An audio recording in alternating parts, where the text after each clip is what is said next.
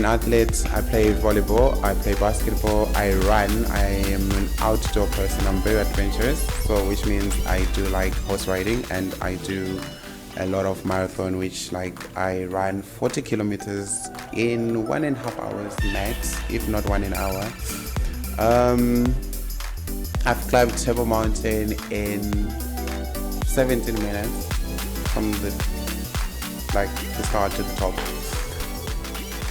And what else? I'm a model full-time. I am signed with 20 Model Management, and I'm with ICE. I've done a lot of commercials, including White Savannah commercial and Vodacom. What else? I've walked on the runway. I have like 7 to 8 years experience of being a model. And what else? Well, guys, that is a lot to take in. It seems like Emmanuel is a very busy man. So, Emmanuel, I'll start with the model aspect of your life, because I feel like that's where we should start. So, tell me, where did it all come about? How did it all? Were you born with it? How did it all come about? Come on, tell us. Okay, I wouldn't say I was born with it, but it's something that I did out of fun when I was in primary school and high school. So I've always seen myself as an international model, always like, catalogs, commercials, see myself on a billboard. So I entered high school competition on modeling. I enjoyed it, and that was when I was back in Zim. And when I came here in 2010, in 2012, I signed with 20 after I finished my matric. So it opened doors for me where I never thought for the first time I'd be on the runway. I walk for Tokyo James. That was just, okay, it was a dream come true in a way that I decided to say, you know what?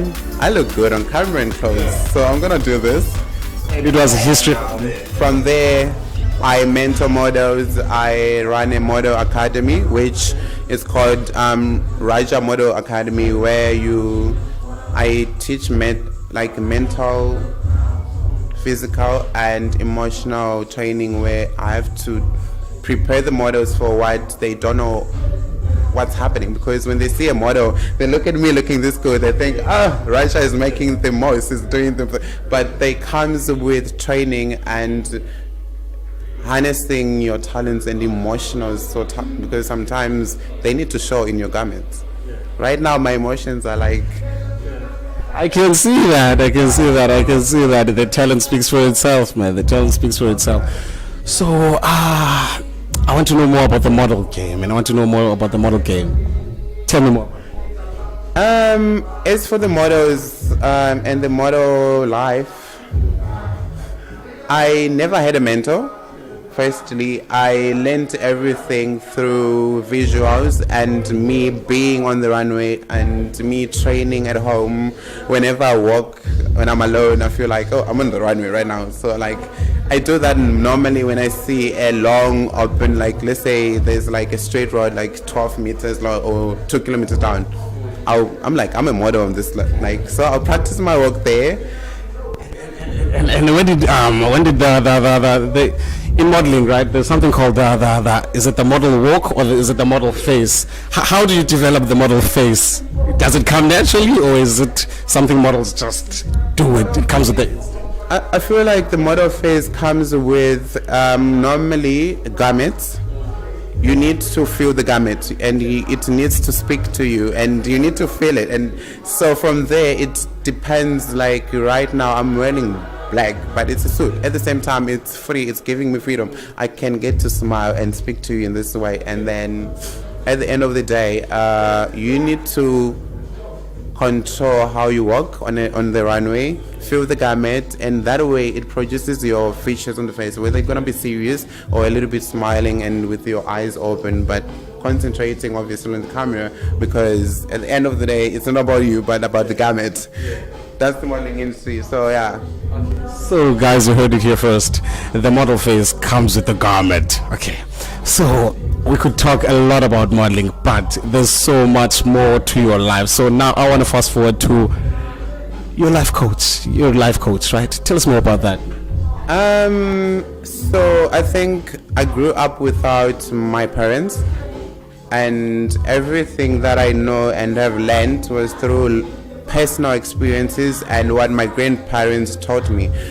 And I took that advice into how I've been growing my modeling, which led me to do styling on models, where I style some of the best models where like I feel alive when I'm in garments, you know. So every time and everything that I wear, it depends with my emotions and feelings at that moment and that time of the day. Like, so I have to pick when I'm speaking to you. I know your weaknesses when you're saying something to me, and I have to find something that makes you feel inspired regarding that. So by me talking to you and interacting, knowing a little bit about yourself, it helps me to say, you know what, maybe you should do this, because I have gone through, maybe for an example, I taught myself how to look good. I never really went to a fashion school for designing. I never done all of that, but I learned because I'm a creative who is visionary, and when I see something, I'm like, maybe I can make it something. The third eye. The third eye, you know, and the chakras, they all align together, and it just makes it, you know, let me go for that. And then, I think it inspires other people that have seen me on the runway. I've worked for SA Menswear Fashion Week. Consistent 7 years in a row, never missed. Except the last one. I was a guest model at the fashion show for Influx and Lazy Stacks. So there's a lot, but there's a lot. And I think I'm struggling to keep up. So, life coach, you done and dusted. Now I want to move on to the next. There's a lot. You're a stylist. I think let me break it down quickly instead of because if I have to take you one by one, there's a lot, you know. Through my wardrobe and the lack of help in the modeling industry for models that cannot afford styling, and I do have clothes. Some of the clothes I haven't even worn, and they've been in my wardrobe for the past 3 months. So I've decided to say I must take some of them and style some of the model. I am a thrift picker, and some of my good clothes I thrift. So I think through that, I style models, I mentor them, I teach them through that, and as an athlete, it helps me to stay focused and healthy as right now. And as a model, and everyone knows, if you are in a creative space, you need to be able to harness a lot, because talent comes with you being in front of a camera, speaking with kids. Like, I go back to where I went to high school, to Y2K College. I have to go there, and I do motivational speaking for matrix when they're about to write exams, which I'm going to do in the next 2 months, I think. So yeah. So matrix, you heard that here first. In the next 2 months, just look out.